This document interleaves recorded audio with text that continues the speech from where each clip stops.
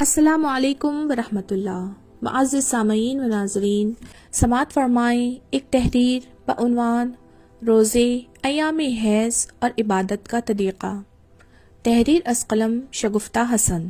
रमज़ानुल मुबारक के महीने में जब औरत के हैज़ के दिन करीब आते हैं तो हम में से अक्सर औरतें मायूस हो जाती हैं, क्योंकि हम इन दिनों से डरते हैं जिनकी वजह से रोज़ा, तिलावत और नमाज में रुकावट पैदा हो जाती है, ख़ास तौर पर अगर ये रमज़ान के आखिरी 10 दिनों में आ जाए।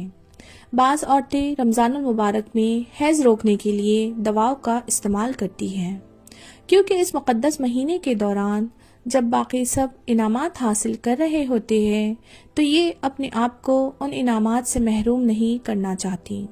इसलिए हम में से अक्सर औरतें सोचती हैं कि ये रमज़ान है जो साल में सिर्फ एक बार आता है और दौरान हैज़ हम कोई भी इबादत नहीं कर सकते, इसलिए फिर वो मायूस होकर उसको रोकने के लिए दवाओं का इस्तेमाल करती हैं। औरत के लिए ये दिन अक्सर मुश्किल होते हैं। वो नमाज नहीं पढ़ पाती, कुरान करीम की तिलावत नहीं कर पाती। इसलिए हम में से बहुत सारी औरतें ऐसी हैं जो हैज़ को तकलीफ, सज़ा और गंदगी के तौर पर देखती हैं, जिसके नतीजे में वो खुद को अल्लाह से बहुत दूर महसूस करने लगती हैं।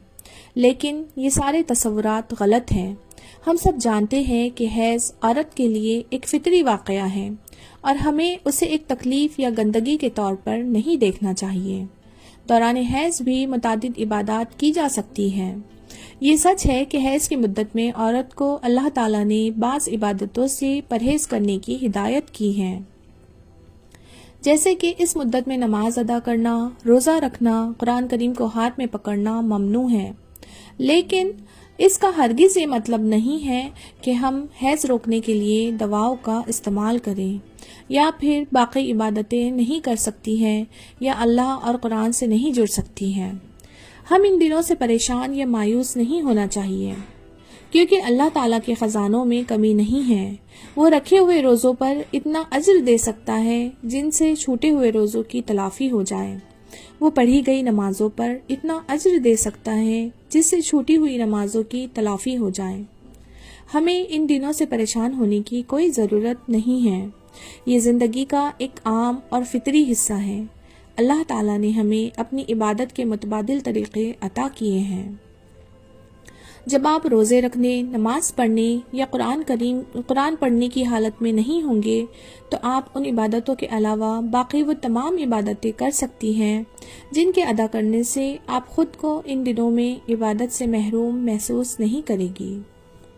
अब हम उन इबादतों को डिस्कस करेंगे जो हम हालत हैज़ में बग़ैर किसी मशक्क़त के रमज़ानुल मुबारक के इन दिनों में अंजाम दे सकते हैं और जिनसे हमें उन इनामात से महरूम होने का भी एहसास नहीं सताएगा इंशाअल्लाह। आप हर नमाज के वक्त के लिए वज़ू कर सकती हैं और अपनी मामूल की इबादतगाह में बैठकर अपने और अपने प्यारों के लिए दुआ कर सकती हैं। हैज़ की हालत में आप नमाज नहीं पढ़ सकती, लेकिन आप अपनी मामूल की इबादतगाह में बैठकर अल्लाह को याद कर सकती हैं और अल्लाह को याद करना अल्लाह के नज़दीक एक अफजल तरीन इबादत है। आप इस दौरान अस्कार, तस्बीहात, तौबा व इस्तिग़फ़ार और दुआओं का एहतमाम कर सकती हैं।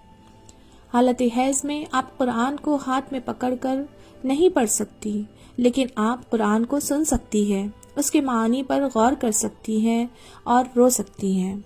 हज़रत आयशा सिद्दीक़ा रज़ियल्लाहु ताला अन्हा बयान करती हैं कि मैं अयाम की हालत में होती और रसूलुल्लाह सल्लल्लाहु अलैहि वसल्लम मेरी गोद में सहारा देकर बैठ जाते और कुरान करीम पढ़ते।